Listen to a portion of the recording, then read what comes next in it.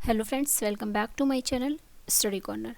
Friends, हमारी आज से चाइल्ड डेवलपमेंट की क्लास शुरू हो रही है, जो कि यूपी टेट और सी टेट, सुपर टेट सभी के लिए इक्वली इम्पॉर्टेंट रहेगा।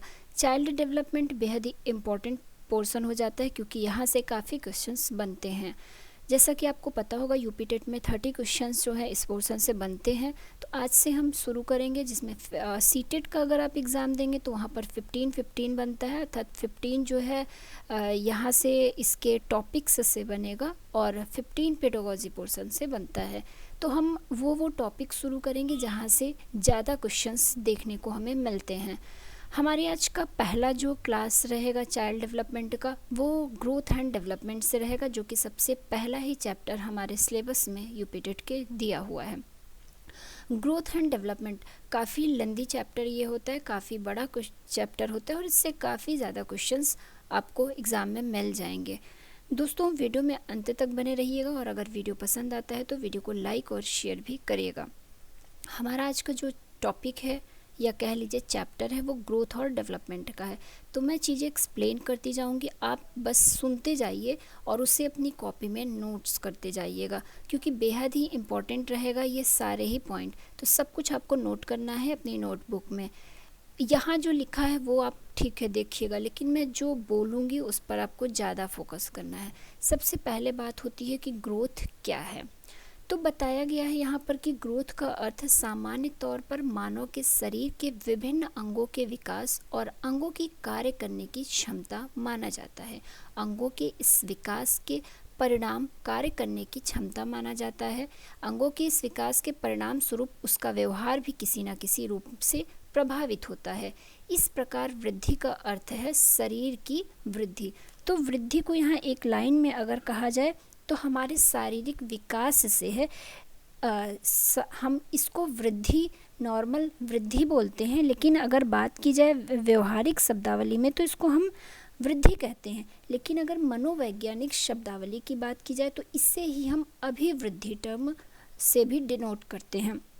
तो इसका मतलब क्या है, हमारा जो संपूर्ण शारीरिक विकास होता है वो ग्रोथ के अंतर्गत आता है। इसमें बालक का केवल शारीरिक विकास होता है, ये ध्यान रखिएगा। और ग्रोथ जो है वो कभी भी जीवन पर्यंत नहीं होता है। एक होता है एक निश्चित एज के बाद ग्रोथ जो है वो रुक जाता है। जैसे जब बॉडी में मैच्योरिटी आने लगती है तो ग्रोथ रुक जाता है। तो यही है, मतलब शारीरिक विकास जो है वही हमारे ग्रोथ के अंतर्गत आता है। तो ये चीज़ें ध्यान रखने वाली है, क्योंकि कई बार क्वेश्चन जो है वो बनता है कि ग्रोथ एंड डेवलपमेंट में क्या अंतर होता है। तो ग्रोथ जो है वो डेवलपमेंट का ही एक पार्ट होता है, ये समझ लीजिए। अब डेवलपमेंट का एक छोटा सा पार्ट होता है। तो यहाँ पर शरीर के जो अंगों में वृद्धि होती है वही ग्रोथ के अंतर्गत आती है। कुछ वक्त के बाद उनमें ठहराव हो जाता है। तो इसलिए इसे कहा जाता है कि ग्रोथ जो है एक निश्चित समय तक चलने वाली प्रक्रिया है, ना कि जीवन पर्यंत। एक निश्चित समय के बाद ये ग्रोथ की प्रोसेस जो है रुक जाती है। लेकिन अगर यहीं पर हम डेवलपमेंट को जाने तो डेवलपमेंट क्या होता है, ये जन्म से लेकर मृत्यु तक अर्थात जीवन पर्यंत चलने वाली प्रक्रिया होती है। तो ये चीज़ डेवलपमेंट के बारे में याद कर लीजिएगा। आगे कुछ साइंटिस्ट हैं जो कि बताते हैं ग्रोथ की डिफिनेशन क्या होती है, लेकिन इससे पहले हम ग्रोथ को और भी जान लेते हैं। जैसे मैंने कहा कि हमारा जो शारीरिक विकास होता है वो ग्रोथ के अंतर्गत आता है। शारीरिक विकास में किस तरह का शारीरिक विकास, जैसे हमारी लंबाई हो गई, शरीर की चौड़ाई, ऊंचाई इत्यादि, ये ग्रोथ के अंतर्गत आता है। एक साइंटिस्ट हैं, मनोवैज्ञानिक हैं एक, जिनका नाम फ्रैंक है। तो फ्रैंक महोदय ने कहा है कि अभिवृद्धि को सेल्यूलर मल्टीप्लिकेशन इन्होंने कहा है, जिसका अर्थ कोशिकीय वृद्धि भी होता है। तो फ्रैंक महोदय ने अभिवृद्धि को सेल्यूलर मल्टीप्लिकेशन से डिनोट किया है। इन्होंने उसको जोड़ा हुआ है कि कोशिकीय वृद्धि की तरह ही ग्रोथ भी होता है। अब आगे बढ़ते हैं और हमारा ये जो पॉइंट है इस पर आते हैं। पहले यहाँ पर हर्बर्ट सोरेनसन, इन्होंने कहा है कि शारीरिक वृद्धि को बड़ा भारी होना बताया है। तो ये इन्होंने ग्रोथ के बारे में इनका ये कोटेशन है, ये ध्यान रखिएगा। एच.वी. मेरेडिथ ने कहा है कि वृद्धि व विकास के 5 प्रमाण इन्होंने बताए हैं। तो ऐसे क्या होता है कि यूपी टेट के एग्ज़ाम में कई बार साइंटिस्ट ये जो मनोवैज्ञानिक हैं इनके नाम देकर इन्होंने क्या तथ्य कहे हैं वो पूछ लेता है, क्या कोटेशन इनकी है वो पूछ लेता है। तो इसलिए यहाँ पर उन मनोवैज्ञानिकों का नाम और उन्होंने जो कहा है आपको वो भी ध्यान रखना होगा। तो यहाँ पर हम देख रहे हैं किनके बारे में, यहाँ पर मेरेडिथ ने जो बताया है ग्रोथ का 5 टाइप कि आकार में वृद्धि होती है, संख्या नंबर में, प्रकार में, स्थिति और सापेक्षित आकार अर्थात रिलेटिव साइज, इन्होंने वृद्धि व विकास की ये 5 प्रमाण बताए हैं। अब आगे देखते हैं और फ्रैंक महोदय के देख लेते हैं कि इन्होंने ग्रोथ को क्या कहा है। तो शरीर के किसी विशेष पक्ष में जो परिवर्तन होता है उसे ही फ्रैंक महोदय ने ग्रोथ कहा है। तो ये भी ध्यान रखिएगा कि फ्रैंक महोदय ने ही सेल्यूलर मल्टीप्लिकेशन की भी संज्ञा ग्रोथ को दी है। फ्रैंक महोदय ने ही कहा है कि शरीर के किसी विशेष पक्ष में जो परिवर्तन होता है वही क्या कहलाती है, हमारी ग्रोथ कहलाती है। ग्रोथ के बारे में और जाना जाए तो ग्रोथ की प्रक्रिया किसी भी बालक के केवल शारीरिक पक्ष से संबंधित रहती है।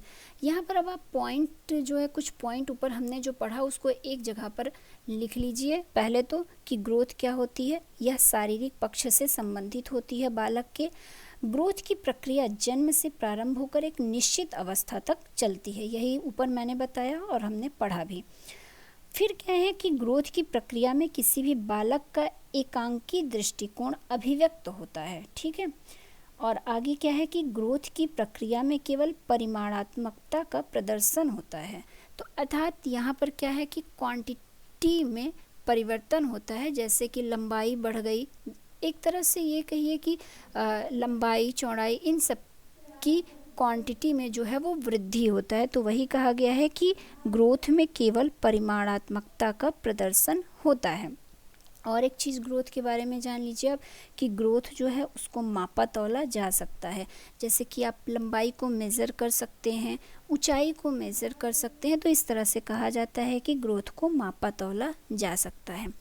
यहाँ पर वृद्धि का प्रकृति को निम्न प्रकार से यहाँ पर ग्रोथ को कुछ पॉइंट्स के द्वारा समझाया गया है कि ग्रोथ से व्यक्ति बड़ा और भारी होता है, ग्रोथ को मात्रात्मक माना जाता है, ग्रोथ की सामान्य पद्धति होती है अर्थात अलग अलग व्यक्तियों में अलग अलग ग्रोथ की प्रोसेस होती है या अलग अलग क्वांटिटी में होता है। ग्रोथ निरंतर नहीं होता है, एक निश्चित समय के बाद क्या होता है कि ग्रोथ की प्रक्रिया रुक जाती है। ग्रोथ की गति एक समान नहीं होती है। जैसे कि आप देखे होंगे कि आपकी लंबाई कभी अचानक से बढ़ गई तो कुछ समय के लिए लंबाई में ठहराव आ गया, तो वही कहा जा रहा है कि ग्रोथ की गति एक समान नहीं होती है। आगे है शारीरिक वृद्धि को देखना मानसिक वृद्धि की अपेक्षा सरल होता है। तो अर्थात यहाँ कहने का क्या मतलब है कि ग्रोथ को आप मेज़र कर सकते हैं, उसको देख सकते हैं, बता सकते हैं, लेकिन डेवलपमेंट जो है उसको आप मेज़र नहीं कर सकते हैं, उसको आप बता नहीं सकते हैं कि कितना डेवलपमेंट हुआ है। तो वही यहाँ पर समझाया गया है कि शारीरिक वृद्धि को देखना मानसिक वृद्धि की अपेक्षा सरल होता है। फिर आगे है कि वृद्धि अर्थात ग्रोथ जो है वह हेरेडिटी अर्थात वंशानुक्रम और वातावरण से संबंधित होता है। तो बड़ा ही इम्पॉर्टेंट पॉइंट है। ऐसे ही पॉइंट से यूपी टेट में क्वेश्चन में बन जाता है कि वंशानुक्रम और वातावरण से क्या संबंधित होता है, ग्रोथ डेवलपमेंट, ऐसे आपको कई ऑप्शन मिल जाएंगे। तो यहाँ पर यही बताया गया है कि ग्रोथ जो है वह हेरेडिटी और इन्वायरमेंट से रिलेटेड होता है, संबंधित होता है। अर्थात ग्रोथ पर वंशानुक्रम और वातावरण दोनों का ही प्रभाव पड़ता है।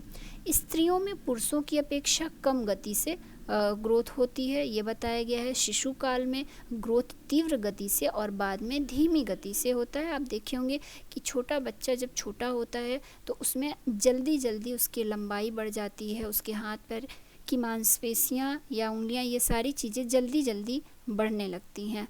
तो वही कहा गया है कि शिशु काल में तीव्र गति से और बाद में जब थोड़ा सा मैच्योरिटी आने लगती है तो ग्रोथ की प्रक्रिया धीमी हो जाती है। शारीरिक व मानसिक बुद्धि को आपस में गहरा संबंध होता है, तो यहाँ पर ये बताया गया है। तो ये तो कुछ पॉइंट्स ग्रोथ की रही। एक दो क्वेश्चन यहाँ से बनता है कभी कभी, लेकिन मैंने जितना पॉसिबल हो सका, जितने पॉइंट्स थे इससे रिलेटेड, ग्रोथ से रिलेटेड, वो मैं सब कुछ आपको डिस्कस कर दी हूँ। अब आते हैं डेवलपमेंट पे। यहाँ से हमारा जो है क्वेश्चन एग्ज़ाम में बनता है और यहीं से समझिए तो इस चैप्टर के स्टार्टिंग होती है डेवलपमेंट। डेवलपमेंट काफ़ी इम्पॉर्टेंट हो जाता है यहाँ पर, क्योंकि आगे हम देखेंगे कि हाँ, जो एडोलसेंस पीरियड है वहाँ पर डेवलपमेंट कैसे होता है, या इन्फेंसी पीरियड जो होता है वहाँ पर डेवलपमेंट कैसे होता है। तो ये सारी चीज़ें तो आगे की हैं, अभी फ़िलहाल हमको जानना है कि डेवलपमेंट होता क्या है सीधे सीधे। यहाँ पर बताया गया है कि डेवलपमेंट मैच्योरिटी की ओर अग्रसर करता है। विकास क्या है, वो बच्चे को मैच्योरिटी की ओर अग्रसर करता है, अर्थात विकास परिपक्वता की एक प्रक्रिया है। ये क्वेश्चन बना हुआ है यूपी टेट में कि परिपक्वता की एक प्रक्रिया किसे कहते हैं, तो वह विकास को कहते हैं। वास्तव में विकास शब्द का प्रयोग सभी प्रकार के परिवर्तनों के लिए प्रयुक्त होता है जिससे कार्य कुशलता और व्यवहार में प्रगति हो। इस प्रकार कहा जा सकता है कि वृद्धि की अपेक्षा विकास की संकल्पना व्यापक होती है। तो यहाँ पर बताया गया है कि विकास, वैसे भी आप समझ ही सकते हैं कि ग्रोथ जो है एक टाइम के बाद रुक जाती है, लेकिन मैंने ऊपर बताया है कि जो डेवलपमेंट की प्रोसेस है वो आपके जन्म से क्या कह लीजिए, गर्भावस्था से लेकर आपकी मृत्यु तक विकास की प्रक्रिया होती रहती है। तो इसलिए यह वृद्धि की अपेक्षा काफ़ी व्यापक होती है, यानी विकास के अर्थ में ही वृद्धि शामिल होता है। तो वृद्धि या ग्रोथ क्या है, वह डेवलपमेंट का एक पार्ट होता है। अगर वृद्धि मात्रात्मक परिवर्तनों की ओर इशारा करती है तो विकास गुणात्मक परिवर्तनों की ओर इशारा करती है। सामान्यतः वृद्धि व विकास की प्रक्रिया साथ साथ चलती है, तो ये भी आपको ध्यान रखना है। एक शब्द में मैं अगर डेवलपमेंट को परिभाषित करूं तो आप ये कह सकते हैं कि डेवलपमेंट जो है वह going from dependency to autonomy, अर्थात निर्भरता से स्वायत्तता की तरफ जो विकास होता है, उस वही जो परिवर्तन होता है वही क्या कहलाता है, डेवलपमेंट कहलाता है। क्या मैंने बताया, going from dependency to autonomy, अर्थात निर्भरता से स्वायत्तता की तरफ को ही परिवर्तन को ही डेवलपमेंट कहते हैं। अब आगे विकास की प्रकृति को जान लेते हैं कि विकास की क्या क्या प्रकृति है। विकास की प्रकृति को निम्न प्रकार से समझा जा सकता है, अर्थात यहाँ पर कुछ पॉइंट्स में हम विकास को या डेवलपमेंट को कह लीजिए कि क्लियर करेंगे। विकास एक निरंतर चलने वाली प्रक्रिया है, अर्थात जन्म के पहले से लेकर आपके मृत्यु तक या जीवन पर्यंत कह लीजिए, इसी को कहते हैं विकास की प्रक्रिया है, जीवन पर्यंत चलने वाली। इसके बाद कहा गया है कि विकास का अर्थ वृद्धि की अपेक्षा अधिक व्यापक होता है। ये सारी चीज़ें हमने ऊपर डिस्कस कर लिया है, फिर से एक बार यहाँ पर वही चीज़ पॉइंट के रूप में लिखा गया है।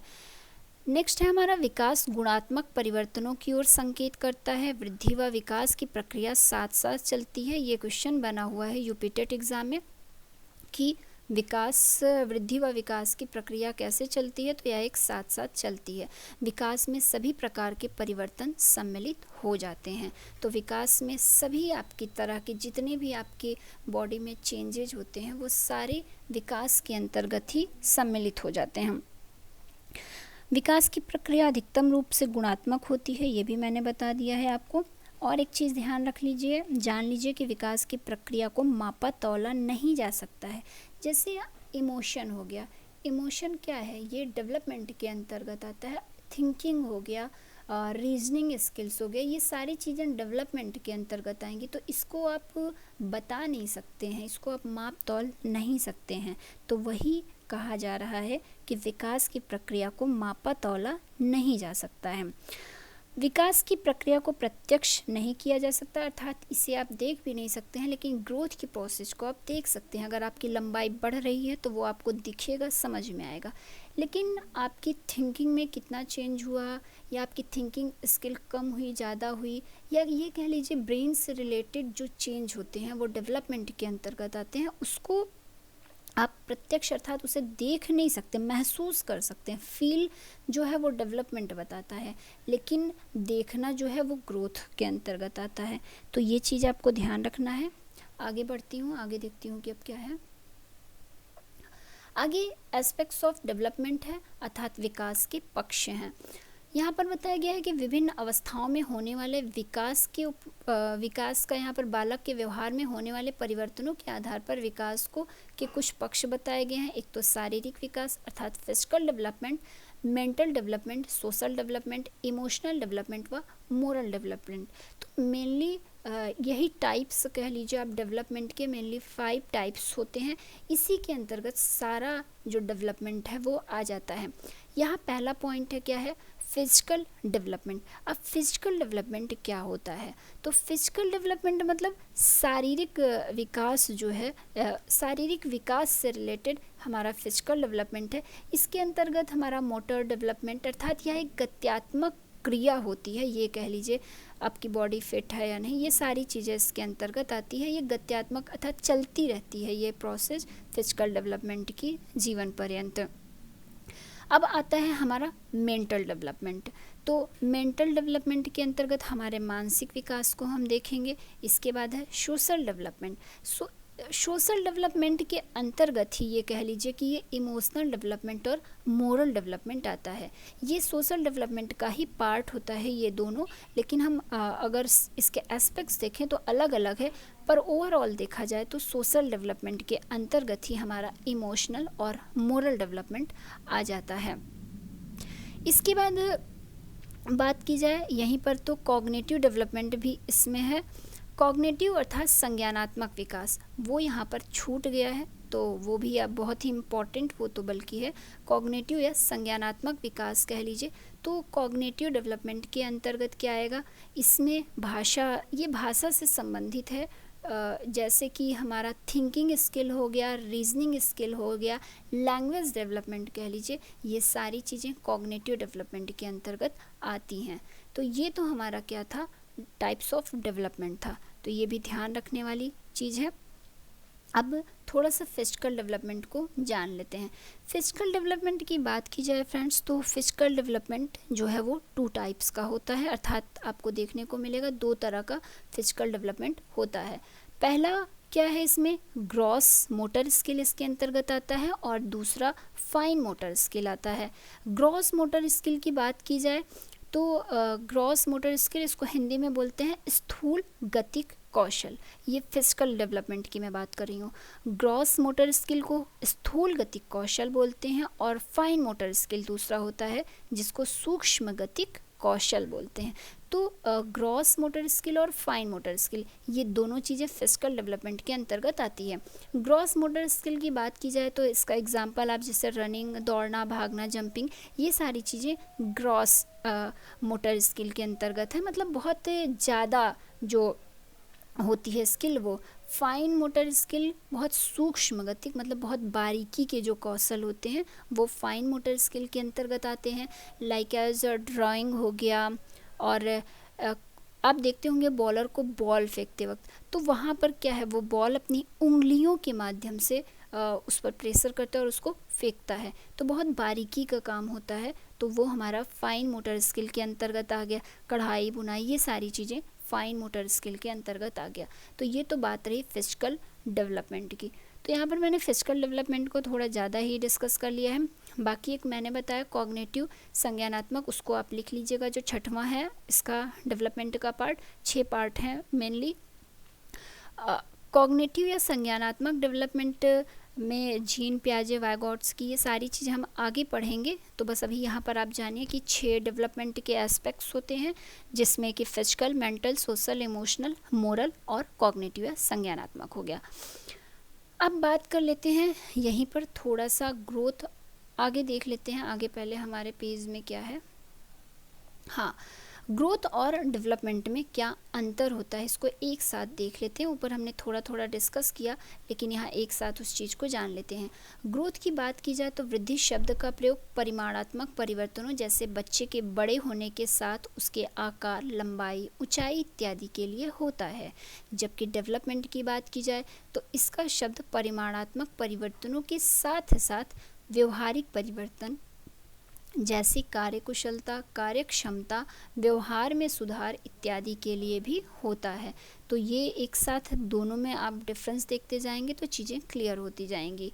आगे क्या है, ग्रोथ विकास की प्रक्रिया का एक चरण होता है, अर्थात यह एक स्टेज होती है डेवलपमेंट की प्रक्रिया का। इसका क्षेत्र जो है वह सीमित होता है, जबकि विकास या डेवलपमेंट कह लीजिए अपने आप में एक बहुत बड़ा प्रोसेस होता है, बहुत बड़ा अर्थ रखता है। वृद्धि संप्रत्यय इसका एक भाग है। आगे है, वृद्धि की क्रिया आजीवन नहीं चलती है। जैसा कि मैंने आपको बताया ऊपर कि जो ग्रोथ की प्रोसेस होती है, जैसे ही आपकी बॉडी में मैच्योरिटी आती है, ग्रोथ की प्रोसेस वहीं पर रुक जाती है। तो वही कहा गया है यहाँ पर कि ग्रोथ की क्रिया आजीवन नहीं चलती है, बालक के परिपक्व होने के साथ ही यह रुक जाती है। जबकि विकास एक सतत प्रक्रिया है, बालक के परिपक्व होने के बाद भी यह चलती रहती है। तो विकास की प्रक्रिया बच्चे के गर्भ से उसकी मृत्यु तक होती है। तो ये आपको ध्यान रखना होगा। इससे ही ये इतनी चीज़ें ध्यान रखनी है। आगे एक पॉइंट और बच रहा है कि बालक के शारीरिक वृद्धि हो रही है, इसका अर्थ यह नहीं हो सकता कि उसमें विकास भी हो रहा है। अर्थात यहाँ पर ये कह रहा है कि अगर किसी बच्चे का हाथ पैर बढ़ रहा है, उसकी लंबाई बढ़ रही है, चौड़ाई बढ़ रही है, तो आप ये नहीं कह सकते हैं कि उसका डेवलपमेंट भी हो रहा है। बालक में विकास के लिए भी वृद्धि आवश्यक नहीं होती है। तो दोनों चीज़ें अलग अलग होती हैं। अगर बच्चे का ग्रोथ हो रहा है तो ज़रूरी नहीं है उस वक्त उसका डेवलपमेंट हो रहा हो, और डेवलपमेंट हो रहा है तो ज़रूरी नहीं है कि उसका ग्रोथ हो रहा हो। ये चीज़ रही हमारा ग्रोथ और डेवलपमेंट में डिफरेंस का। अब आगे क्या है, ग्रोथ और डेवलपमेंट को प्रभावित करने वाले कारक, factor affecting growth and development. तो ग्रोथ और डेवलपमेंट को क्या क्या फैक्टर हैं जो अफेक्ट करते हैं, प्रभावित करते हैं, वो चीज़ें हम देख लेते हैं। वृद्धि तथा विकास के स्वरूप एवं गति को अनेक कारक प्रभावित करते हैं। विकास की भिन्न भिन्न अवस्थाओं पर एवं भिन्न भिन्न पक्षों के लिए इन कारकों की भिन्न भिन्न महत्वपूर्ण भूमिका होती है। इन कारकों की वजह से वृद्धि एवं विकास की प्रक्रिया में पर्याप्त परिवर्तन आ जाता है। वृद्धि तथा विकास को प्रभावित करने वाले कारक परस्पर एक दूसरे से संबंधित होते हैं। वृद्धि तथा विकास को प्रभावित करने वाले कुछ प्रमुख जो कारक हैं वो हम देख लेते हैं, जैसे कि वंशानुक्रम अर्थात हेरिडिटी जो है बच्चे के वृद्धि और विकास को प्रभावित करता है। न्यूट्रिशन हो गया, बेहद ही इम्पॉर्टेंट होता है। कहा जाता है कि जन्म से 6 वर्ष तक की जो एज होती है, या कह लीजिए 5 वर्ष तक की एज होती है, वो ग्रोथ की सबसे गोल्डन पीरियड होता है बच्चे के ग्रोथ का। तो उस वक्त उसको पौष्टिक भोजन, पौष्टिक आहार मिलना बहुत ही ज़रूरी होता है, क्योंकि उस वक्त 90% बच्चे का ब्रेन जो है डेवलप हो जाता है। तो बच्चे के ब्रेन को अच्छे से डेवलप करने के लिए उसको पौष्टिक भोजन की, अच्छे न्यूट्रिशंस की बहुत ही ज़रूरत होती है। तो ये चीज़ें बहुत इफ़ेक्ट करती है बच्चे के ग्रोथ और डेवलपमेंट में। शुद्ध हवा तथा प्रकाश भी डेवलपमेंट और ग्रोथ में इफ़ेक्ट करती है। और ये जो लिंग भेद है ये भी अफेक्ट करता है काफ़ी ज़्यादा बच्चे के ग्रोथ और डेवलपमेंट में। इंटेलिजेंस बच्चे की बुद्धि डेवलपमेंट और ग्रोथ में इफ़ेक्ट करती है। इसके बाद क्या है यहाँ पर, इंटरनल सिक्रीशन ग्लैंड्स। तो अंतःस्रावी जो ग्रंथियाँ हैं ये भी बच्चे के ग्रोथ और डेवलपमेंट में काफ़ी इफ़ेक्ट करती हैं। तो ये सारी चीज़ें आपको ध्यान रखने वाली हैं। यहाँ से वैसे क्वेश्चन नहीं बनता है, लेकिन कभी कभार क्वेश्चन बन जाता है। तो देखने वाली चीज़ें ये हैं, कुछ छोड़ना नहीं चाहिए, सब कुछ हमें देखना है। आगे क्या है, इंटेलिजेंस मैंने बता दिया। अंतःस्रावी ग्रंथियां ग्रोथ और डेवलपमेंट को प्रभावित करती हैं। रोग तथा चोट भी बच्चे की ग्रोथ और डेवलपमेंट को बहुत ज़्यादा इफ़ेक्ट करती है। पारिवारिक परिस्थितियाँ, फैमिली स्टेटस बच्चे का कैसा है, ये भी बच्चे के मेंटल लेवल को बहुत ज़्यादा इफ़ेक्ट करता है। इसीलिए कहा जाता है कि पारिवारिक परिस्थितियाँ बच्चे के ग्रोथ और डेवलपमेंट में काफ़ी हद तक प्रभावित करती हैं। बच्चे की संस्कृति, उसका कल्चर भी उसके ग्रोथ और डेवलपमेंट को प्रभावित करता है। तो ये तो रही ग्रोथ और डेवलपमेंट से रिलेटेड कुछ बातें। अब आगे हमको डेवलपमेंट को थोड़ा डिटेल में पढ़ना होगा। तो डेवलपमेंट को यहाँ पर स्टेजेस ऑफ ह्यूमन डेवलपमेंट बताया गया है कि जो ह्यूमन का डेवलपमेंट है उसके क्या क्या स्टेज होते हैं। यहाँ पर फ्रेंड्स बड़ी कन्फ्यूज़न वाली चीज़ें होती हैं, क्योंकि अलग अलग मनोवैज्ञानिक जो है इस एज या वर्ष होती है, जो उम्र होती है, वो अलग अलग उन्होंने बताया हुआ है। तो सबसे पहले मैं जो एक कॉमन डेवलपमेंट की स्टेज होती है वो बता देती हूँ, उसके बाद यहाँ पर जो मैंने मेंशन किया है मैं वो बताऊँगी। जैसे कि यहाँ पर कहा गया है प्रीनेटल स्टेज, अर्थात गर्भावस्था जो है एक हर ये तो अलग अलग मनोवैज्ञानिकों का विचार है, लेकिन नॉर्मली जो कहा जाता है स्टेज गर्भावस्था की बात की जाए तो गर्भावस्था या प्रीनेटल पीरियड ये 40 वीक का 40 सप्ताह का होता है या 9 माह 10 दिन का होता है। यह गर्भाधान से जन्म तक की अवस्था कहलाती है। कौन सी? प्रीनेटल या गर्भावस्था। इसके बाद बात हो रही है शैशवावस्था या इन्फेंसी एज की। इन्फेंसी एज को जन्म से 2 वर्ष तक कहा जाता है। ठीक है, यहाँ पे ये तो किसी और मनोवैज्ञानिक का है जो मैंने यहाँ पर मेंशन कर दिया है, लेकिन जो नॉर्मली हम पढ़ते हैं वो क्या होता है, इन्फेंसी एज या शैशवावस्था जन्म से 2 वर्ष तक की होती है। इसके बाद या अगर इसको नंबर में लिखना है तो 0 से 2 वर्ष तक की। फिर चाइल्डहुड की बात की जाए तो चाइल्डहुड 2 से 12 वर्ष होता है। जनरल एज की मैं बात कर रही हूँ, जनरल स्टेज की जो बात है, चाइल्डहुड 2 से 12 वर्ष की होती है। उसके बाद एडोलसेंस आता है। एडोलसेंस 12 से 19 वर्ष तक की अवस्था होती है। तो ये हमारा जनरल वे में मैं देखती हूँ। लेकिन अब किसी जो मनोवैज्ञानिक हैं उन्होंने ये बताया है कि गर्भावस्था का पीरियड जो है वो गर्भाधान से जन्म तक या 9 माह 10 दिन का होता है। इन्फेंसी इनके अकॉर्डिंग जन्म से 5 वर्ष तक होती है, बाल्यावस्था 6 से 12 वर्ष तक, किशोरावस्था 13 से 18 वर्ष तक और प्रौढ़ावस्था या एडल्टहुड जो है वह 19 वर्ष से अधिक की एज होती है। तो ये तो कुछ था, और यहाँ पर और भी कुछ मनोवैज्ञानिक हैं जिन्होंने डेवलपमेंट की स्टेजेस जो होती हैं अब उनके अकॉर्डिंग क्या है वो भी देख लेते हैं। जैसे कि रॉस महोदय ने इन्होंने क्या बताया हुआ है जो विकास की अवस्था होती है। रॉस महोदय के अनुसार शैशवावस्था का जो पीरियड है वह 1 वर्ष से 3 वर्ष या जन्म से 3 वर्ष तक होती है। उसके बाद बाल्यावस्था को इन्होंने 2 भागों में डिवाइड किया है, पूर्व बाल्यावस्था और उत्तर बाल्यावस्था। पूर्व बाल्यावस्था जिसे अर्ली चाइल्डहुड कहते हैं और उत्तर बाल्यावस्था जिसे लेटर चाइल्डहुड कहते हैं।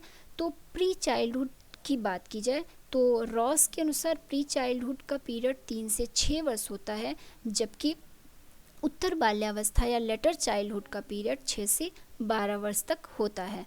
तो ये ध्यान रखना है। इसके बाद रॉस महोदय ने किशोरावस्था को 12 से 18 वर्ष बताया है।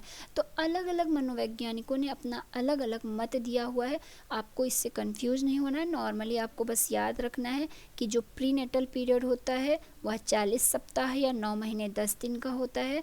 जो शैशवावस्था या इन्फेंसी एज होता है वो जन्म से 2 वर्ष तक का होता है। जो चाइल्डहुड या बाल्यावस्था होता है वह 2 से 12 वर्ष का होता है। इसी को 2 पार्ट में बताया गया है, अर्ली चाइल्डहुड और लेटर चाइल्डहुड। अर्ली चाइल्डहुड को 2 से 6 वर्ष और लेटर चाइल्डहुड को 6 से 12 वर्ष बताया गया है। एडोलसेंस या किशोरावस्था की बात की जाए तो 12 से 19 वर्ष। WHO ने एडोलसेंस एज जो है वो 10 वर्ष से 19 वर्ष तक बताया हुआ है। तो ऐसे ही अलग अलग मनोवैज्ञानिकों ने ने अपना अलग अलग व्यू दिया हुआ है। अब आगे आते हैं और हरलॉक नामक मनोवैज्ञानिक हैं, उन्होंने क्या दिया है इसके स्टेजेस के बारे में देख लेते हैं। ये इम्पॉर्टेंट हो जाता है, यहाँ से सीटेट में के पेडागोजी पोर्शंस में क्वेश्चन बन जाता है। सीटेट में कहा जाए चाइल्ड डेवलपमेंट वाले भाग में यहाँ से क्वेश्चन बनता है। तो थोड़ा सा हरलॉक का जान लेते हैं कि इन्होंने डेवलपमेंट की क्या स्टेजेस बताई हुई है। तो हरलॉक के अनुसार इन्होंने गर्भावस्था, गर्भाधान से जन्म तक का जो कि सभी ने बताया है। शैशवावस्था इन्होंने जन्म से 2 सप्ताह तक का बताया है। उसके बाद इन्होंने बचपनावस्था बताया 3रे सप्ताह से 2 वर्ष तक। फिर इन्होंने पूर्व बाल्यावस्था बताया 3रे वर्ष से 6 वर्ष तक। उत्तर बाल्यावस्था बताया 7वें वर्ष से 12 वर्ष तक। वयः संधि इन्होंने बताया 12 वर्ष से 14 वर्ष तक। फिर पूर्व किशोरावस्था इन्होंने बताया 13 से 17 वर्ष तक, और उत्तर किशोरावस्था इन्होंने बताया 18 वर्ष से 21 वर्ष तक, और प्रौढ़ावस्था 21 से 40 वर्ष तक, मध्यावस्था 41 से 60 वर्ष तक, और वृद्धावस्था 60 वर्ष के बाद। तो ये तो बात रही हर लॉक की। कई बार एग्ज़ाम में जैसे हम 2 से 6, 6 से 12 इस तरह से याद कर लेते हैं, लेकिन एग्ज़ाम में ये 2 से 6, 6 से 12 ऑप्शन ही नहीं मिलता, वहाँ पर सप्ताह या महीना करके पूछ लेता है, तब हम फंस जाते हैं। जैसे यहाँ पर गर्भाधान जो मैंने बताया वो 40 सप्ताह का होता है, या 40 सप्ताह कह लीजिए उसको, या 9 महीने 10 दिन कह लीजिए, या गर्भाधान से जन्म तक।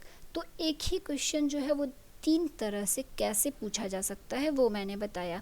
अब शैशवावस्था की बात की जाए तो इन्होंने जन्म से 2 सप्ताह तक का बताया हुआ है, जबकि शैशवावस्था जो हम नॉर्मल पढ़ते हैं वह जन्म से 2 वर्ष तक की अवस्था को कहा जाता है। तो ये अलग अलग मनोवैज्ञानिकों का अपना अलग अलग विचार है इस पर।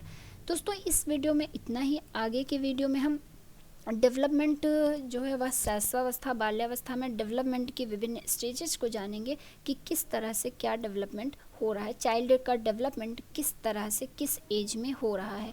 तो वीडियो काफ़ी लंबा हो जाता है, इसलिए वो इस वीडियो में मैंने नहीं मेंशन किया है। वो है तो इसी वीडियो का पार्ट, लेकिन उसको हम नेक्स्ट वीडियो में डिस्कस करेंगे।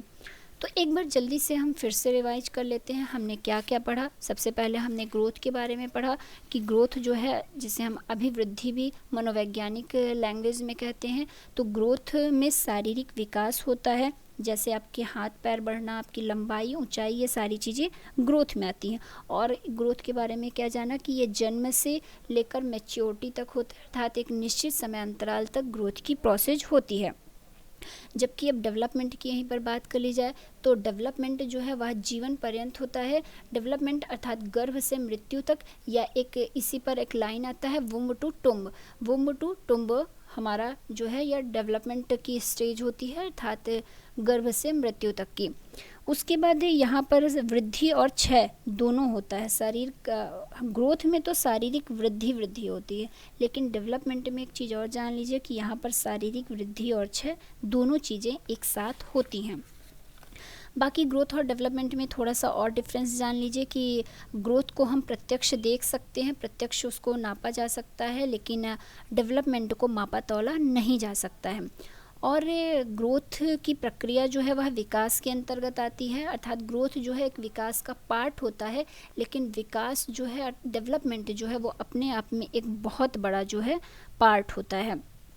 तो ये चीज़ें हो गई। और एक चीज़ मैंने बताया था कि ग्रोथ का संबंध, ग्रोथ जो है वह मापा तौला जा सकता है, लेकिन डेवलपमेंट मापा तौला नहीं जा सकता है। और तो ठीक है, इतना हो गया।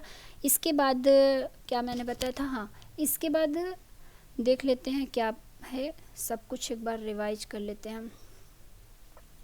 इसके बाद फैक्टर्स मैंने बताए थे, तो फैक्टर्स ग्रोथ और डेवलपमेंट को हेरिडिटी हो गया, न्यूट्रिशन हो गया, फ्रेश एयर, डिजीज़ है, ये सारी चीज़ें फैक्टर हैं जो कि अफेक्ट करती हैं। यहाँ पर डिफरेंस पर डिस्कस हो ही गया। हाँ, ये एस्पेक्ट्स ऑफ डेवलपमेंट या टाइप्स ऑफ डेवलपमेंट ये इंपॉर्टेंट हो जाता है। तो 6 टाइप के होते हैं, यहाँ मैंने 5 टाइप ही मेंशन किया है। एक टाइप आपको और लिखना होगा जो कि क्या होगा, कॉग्निटिव डेवलपमेंट या संज्ञानात्मक विकास होगा। Physical development, mental, social, emotional और मोरल डेवलपमेंट।